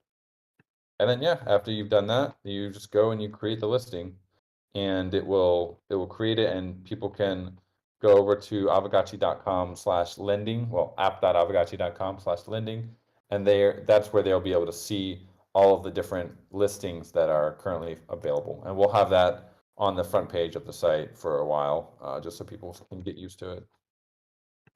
Yeah, the whitelist feature is definitely really nice. It would be cool to be able to create a list of gotchis, maybe to so that you can rent a whole bunch. You could put a whole bunch of gotchis for rent under the guild whitelist, instead of doing 10 or 20 individual listings. I don't know if you guys yeah, we might add a feature like that, or that's a lot of. I think there's probably a lot of the community builders will also have like scripts and stuff that people can do for that. But yeah, we could also potentially make like a batch script that allows you to do that. That'd be pretty cool.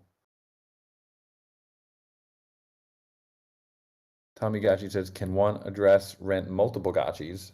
Yeah, I believe so. I don't think there's anything against that.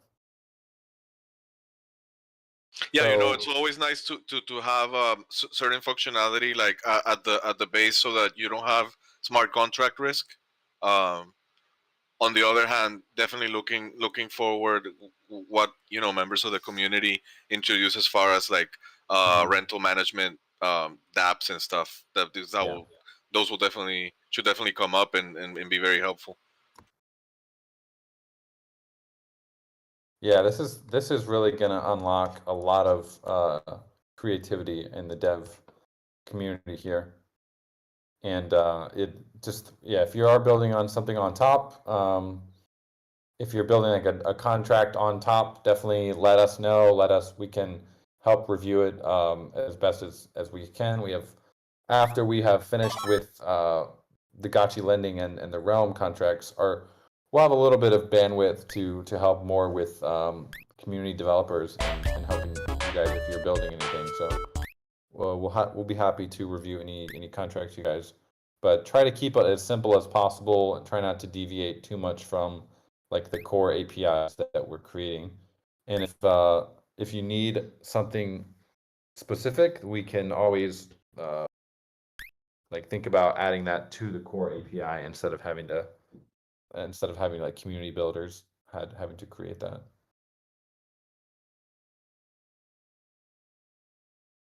So yeah, Tommy Gotchi says, what about one person renting all the gotchis to reduce gotchis actually played? That definitely could happen, and the best protection we have against that is one, you could add a small fee, like one ghost for someone to have to pay to rent it. The other one is something I haven't mentioned yet, which is I think it's a pretty cool feature. So I'm gonna create a listing here. Try to, or maybe I can show you guys, but might not be able to. But so once the listing is actually created and someone has agreed to borrow your gotchi and it's in their wallet, that there's a time limit of however many hours the duration of the lending exists. But if you, the owner, and the borrower are both happy with the arrangement, you don't actually have to cancel that lending agreement after the duration ends. So we made it specifically so if you guys are both happy and no one wants to end the arrangement, you can just let it go. You can just instead of claiming and ending the rental, you can just continue claiming the rewards from the gotchi's pocket, but not actually end the lending agreement. And so what that allows you to do is, if you're worried someone's going to grief you and going to borrow your gotchi and then never use it, you can just set the period to a very short period, like 6 hours. And obviously, it's kind of hard to know who's borrowing your gotchi. Maybe we could add like a chat feature later or something, or we could, there's Discord so people can help figure that out, but track it down. But basically, you, the owner, you can just never cancel. Just say, okay, you just keep, if you're happy with their performance, then just let them keep borrowing it. You don't have to end the agreement. And so that's probably the best protection you have against griefing, is just short rental periods, like a couple hours. If they try it and they do a good job, then just keep it going, keep the meter running. So it passively stays active, and you have to actively end it after the expiration period. So, let's say you have an unforeseen circumstance, you can't go on the platform, and you have a few people renting your gotchis. Basically, it will continue unless while you're tied up, instead of everything being expired and you having to renew it. Yeah, exactly. Yeah, that's really good. It's like the Uber driver is like, you know what? This is you're cool. Let's just keep driving you around for a while. Like no charge, but you can, during that period you can claim rewards from the Gotchi pocket however often you want. So you could set up a script or something that just goes into all your Gotchis and empties their pockets like every 24 hours without you really having to do anything. And the borrower will be happy because they don't have to do it, and then you'll be happy because you're earning whatever the Gotchi has accrued during that time, and you don't actually have to end the agreement. Is there a kill switch for the owner to just end it whenever they want, or no? No, there's no kill switch. No, we don't want the borrower to have a bad experience and feel like they were rugged, like especially if they paid something up front. The only way the borrower might feel rugged is if they were actively like they're playing the gotchi and they see the 25 kek right in front of them, and right at that moment you decide, you know what, I'm done. We're gonna end this agreement, and at that point the gotchi would be transferred from the borrower back to you, and they would be logged out of the game at that point. So we're gonna try to make that fairly seamless. It'll just say, sorry, your gotchi has been transferred ownership, so you're going to be logged out of the game at that point. So that's pretty much the only way that a borrower could feel rugged, is if you're already over your meter time, and the owner ends the agreement. Right, but it's good point for you. Good user experience that not to have the kill switch within the agreed time. Yeah. Yeah, I have a question. When the agreement ends, or like naturally or whatever, when the agreement ends, does it default it back into an agreement position, or do you have to manually set up a new agreement every time? Yeah, you'll have to manually set it back up. There's no like Okay. we just went with the extension model, where if you're happy with it, then like don't Yeah, that's cool. end it. Yeah. So like Bearded and the Vault and some other, I'm sure like guilds will be building their own tooling. They'll have a way to basically auto create a new listing the moment that it gets transferred back into their wallet. That's what kind of some of the tooling that they're working on. Yeah, so then that's like going back to Phantasma's question about if you can't get to it, it's actually better that way, that it doesn't automatically end the agreement, because then if you don't get to it, at least your gotchi's being played with, because it won't default to a new agreement. So it's good to know. Yeah, it's easier to do that actually. It's harder to on-chain state management is hard to do in an automated way, so it's actually better if Yeah, the that makes owner. sense. Mm-hmm. Yeah, so that's actually pretty great, because while everything is being tested out, right, you probably want to do brief rentals and just let them continue, while everything's being tested, because you don't want to be probably in a position where, it's awkward. I want to give them a whole week, and then something happens when they're not actually playing, and you want your gotchi back. So it's probably best to just do real brief agreements and keep them active. And yeah.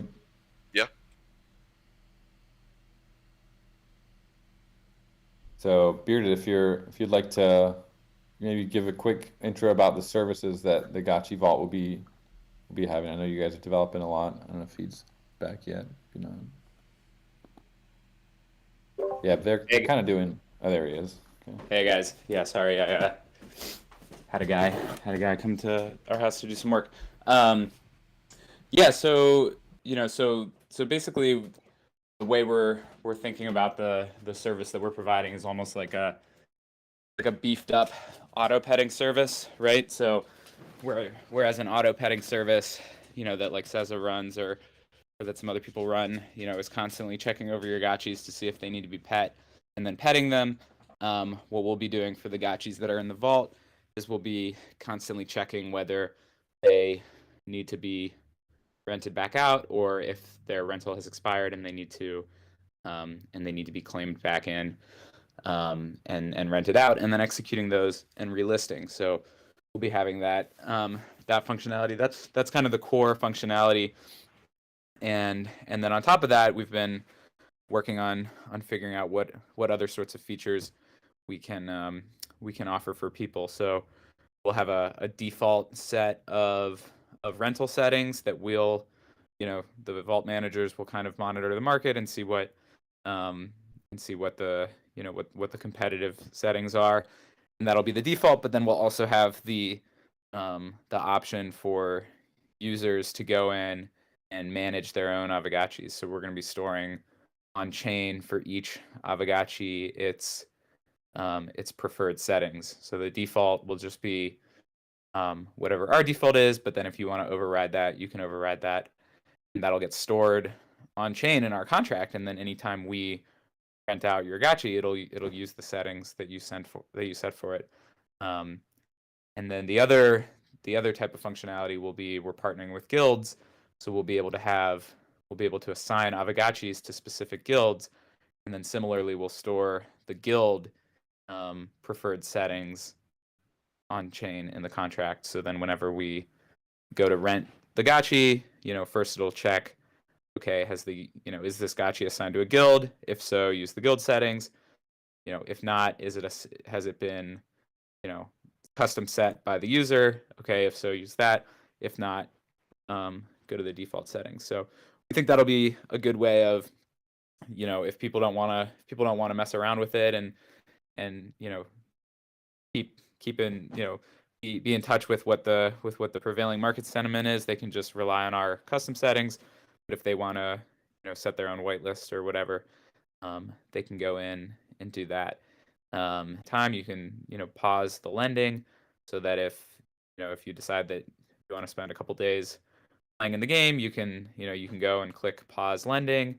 And if obviously if the Gotchi's mid rental, you'll have to wait until that rental's over. But from that point on, we won't be relisting it. So yeah, so we've been trying to figure out ways to build on top of the software that you guys are developing, and figure out a good way to make it a really easy user experience for people who are depositing into the vault, and then also for some of the guilds that we're working with, and hopefully for the guild players, they don't have to ever interact with our website. The idea is that we would work with the guilds to set up the gotchis for them, and they would just have their whitelist ID, and the guild players would just go onto the Aavegotchi website and type in that whitelist ID, and there would be gotchis waiting for them. So yeah, we're really excited, and smart contracts are mostly done, and we just gotta finalize the user interface, and we should be all good to go for the 31st. Cool. Yeah, and once you guys do finalize those, we'd love to look at them, and especially I can show them to Diamond Nick and some more other Pixelcraft devs to make sure that there's no major issues. Yeah, for sure. We'll send those over. But they sound pretty simple.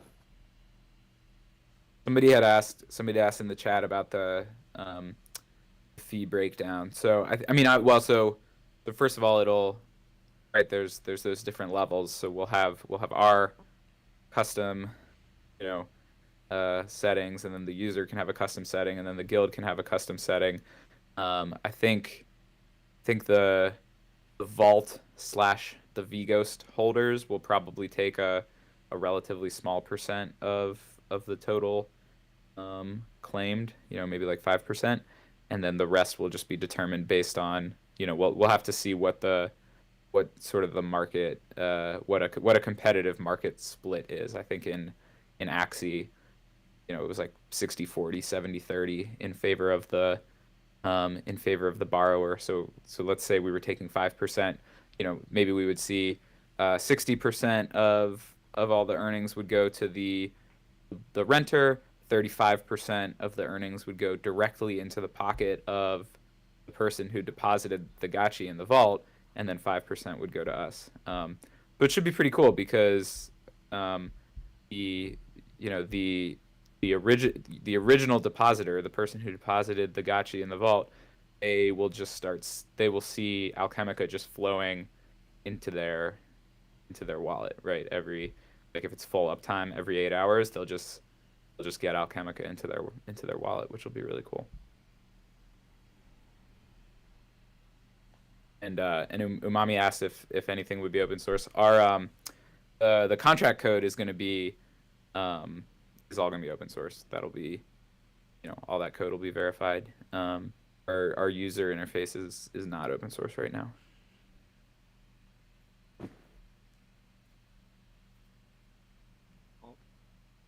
Very cool.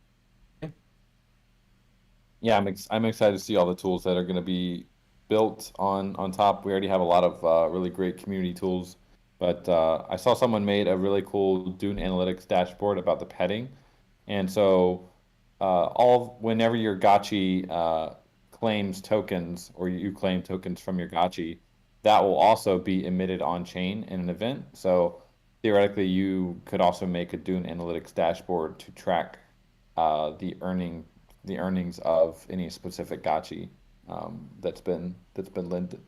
Uh, not the ones that are not rented, but the ones that are in the lending system. You could check the performance of them.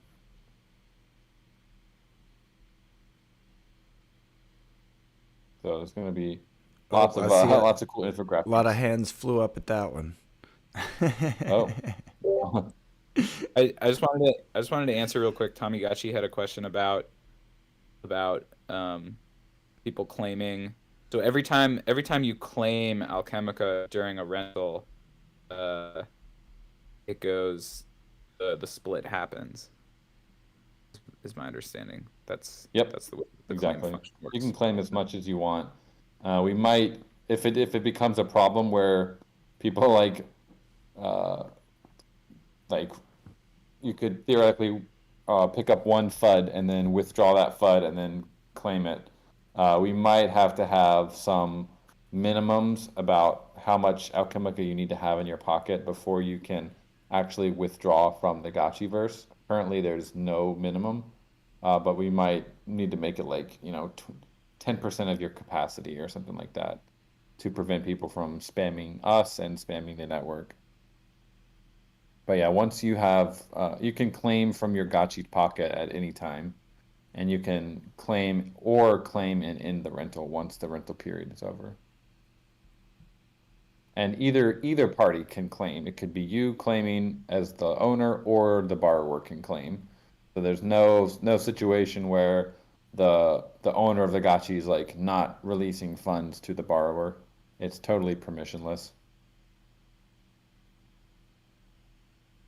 And yeah, the percentages will never change for that lending. That opens up a scenario where basically the renter is in the middle of doing something with Alchemica. Once there's more utility to it, they're in the middle of doing something, and suddenly the owner claimed, and they're back to square one, right, with their crafting or whatever. Well, so crafting, there's like a couple different use cases we have here. So there's the Alchemica. Internally we're calling it the loot pocket or the bag, and so that the loot pocket or the loot bag is the Alchemica or whatever potions, ghost that your Gotchi has picked up within the game, and those are not on the blockchain yet. Those are just in game. Those are our fancy web.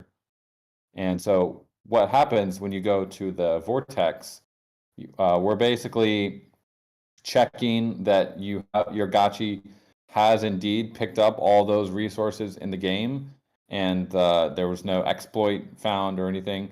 And at that point, we're transferring them from our hot wallet into either your wallet or into the Gotchi pocket if that Gotchi is under rental. So our smart contract is checking, is this Gotchi owned by its owner right now, or is it under a rental? And if it's under a rental, then all of the Alchemica will be going into the Gotchi pocket. So the crafting, at that point, you might have some Alchemica in your Gotchi pocket, but the borrower, the owner of that Gotchi at that point, cannot do anything with that Alchemica. It's just sitting in the pocket. In order to actually craft, you need to have the Alchemica in your wallet, in your address, and not in the Gotchi pocket. So you wouldn't have the Gotchi, the person playing the Gotchi doesn't have to worry about like their balance getting rugged, because you can't actually do anything with that Gotchi, with that Alchemica in the Gotchi pocket anyway. We are going to have an interesting a later mechanic that'll be introduced once glitter exists, and glitter is actually going to go the other way. You're also going to be able to deposit glitter into the game, because glitter will be used for quite a few in-game activities, as we've been kind of talking about with the leaderboard and spending glitter in game. We can get into more of that after the launch, but it'll be going the other way. And that glitter token will not be linked to the Gotchi.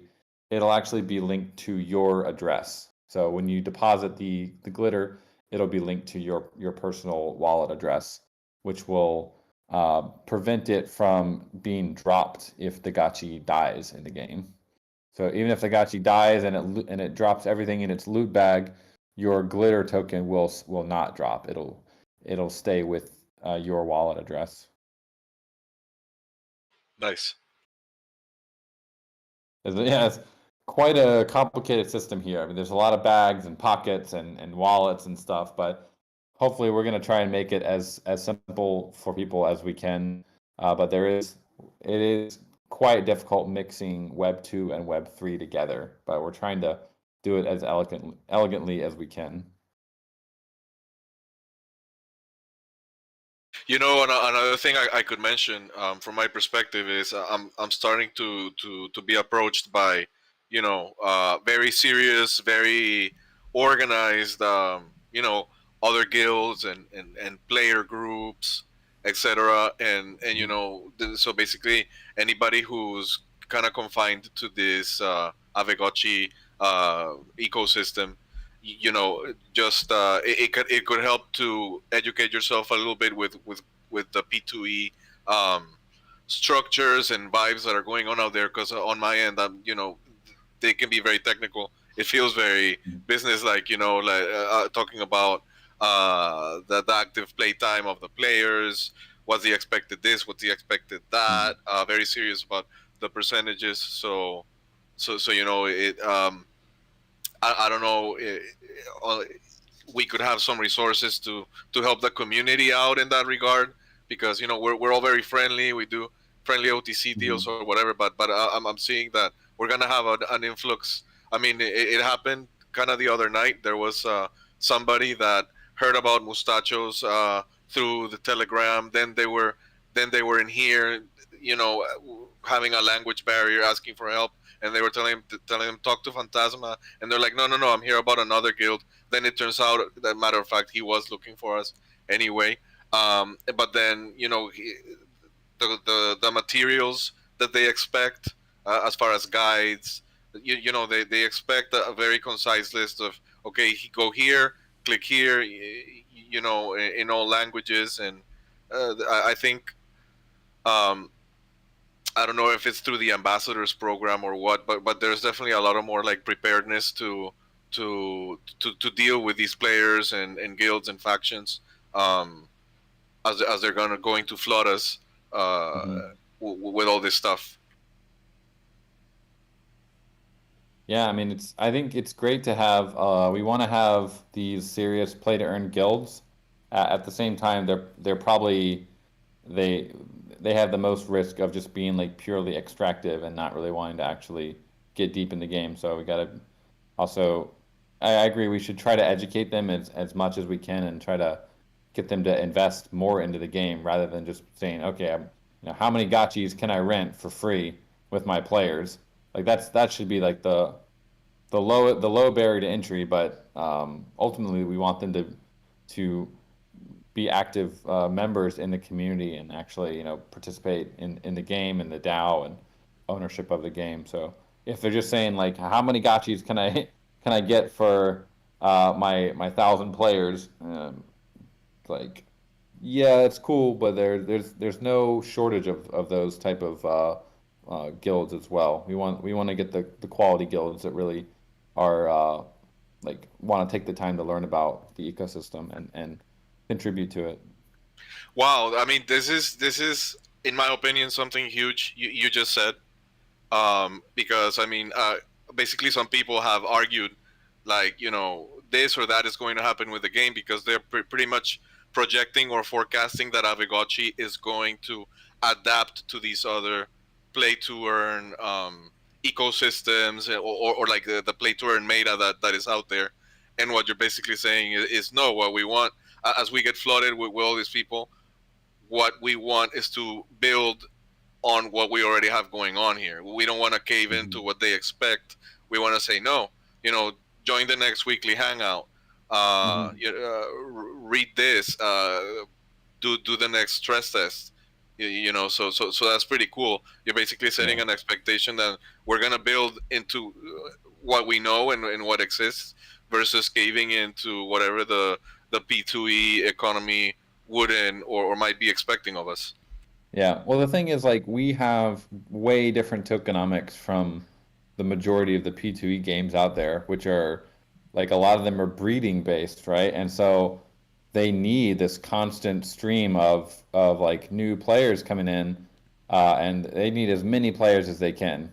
But the more players they get, the faster their assets actually go down in value.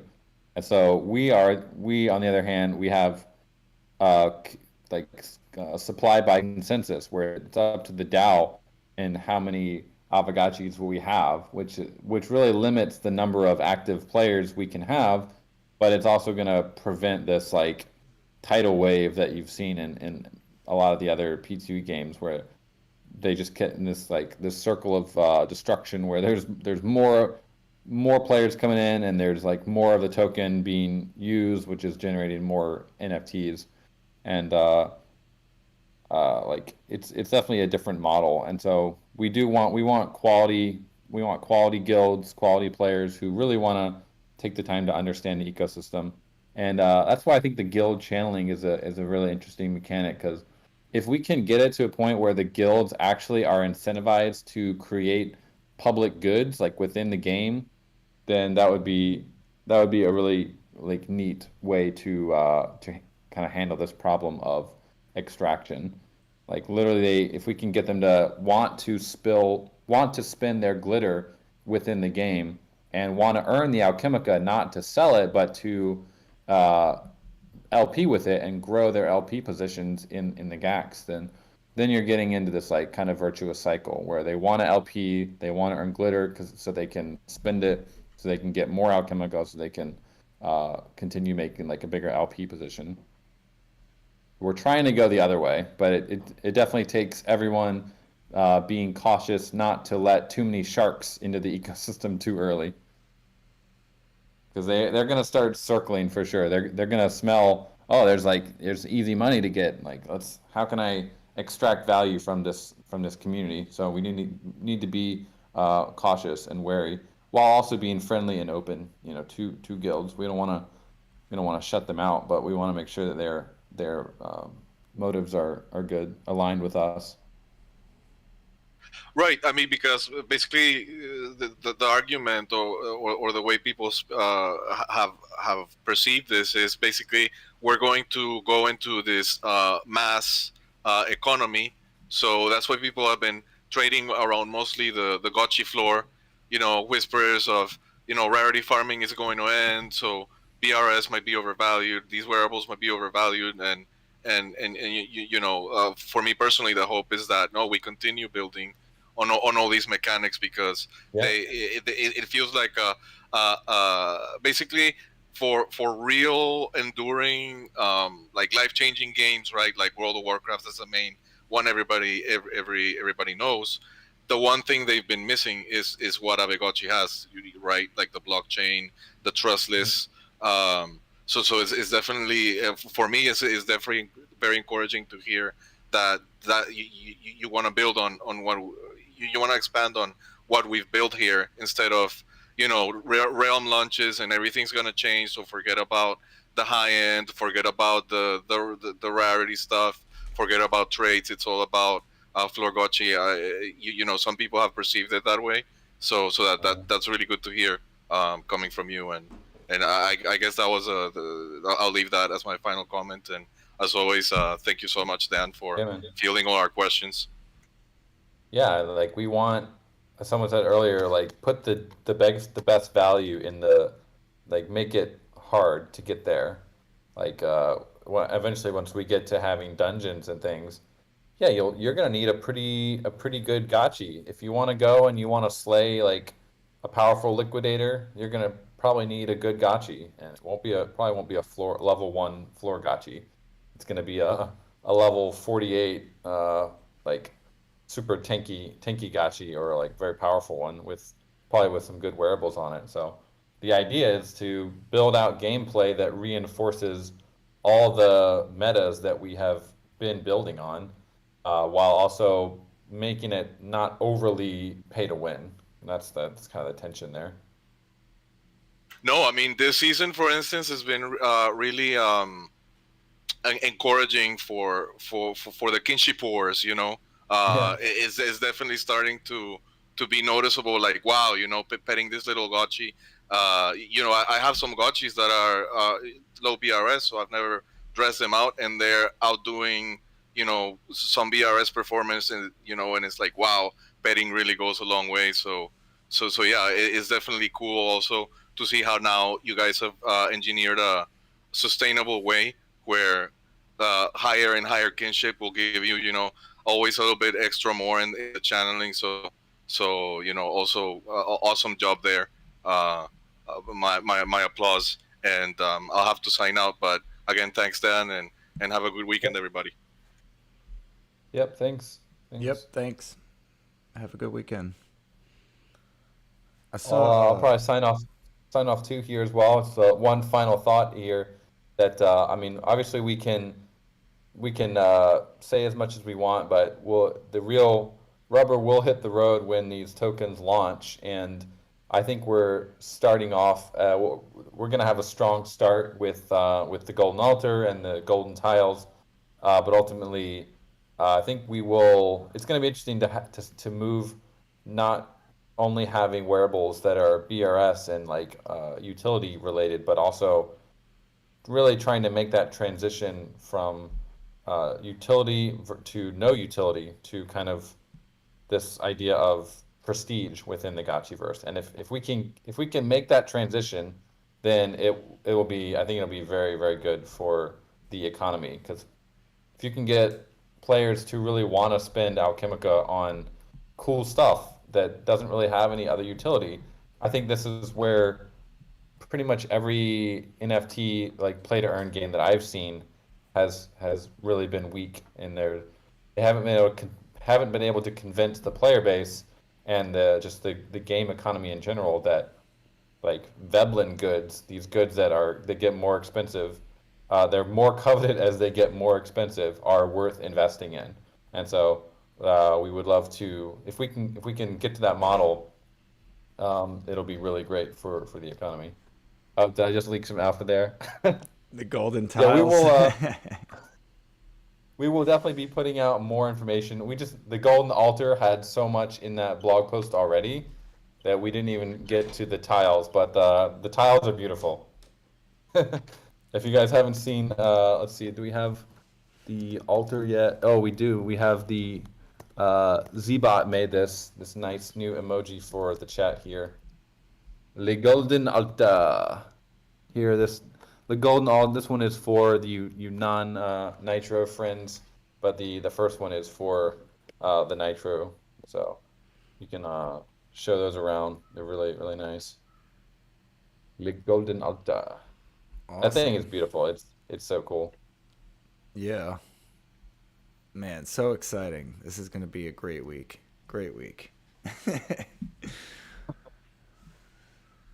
Well, cool, guys. I'm going to get off as well. Hope everyone has a great Saturday, and see you on Monday for Gotchi Lending. Awesome. Sounds great. Oh, man. That sucks. I'm gonna miss a couple of these calls this week, but after that, I'm out of my day job, so I'll be here for all of them. All right. All right. Have a good weekend. Yeah. See ya.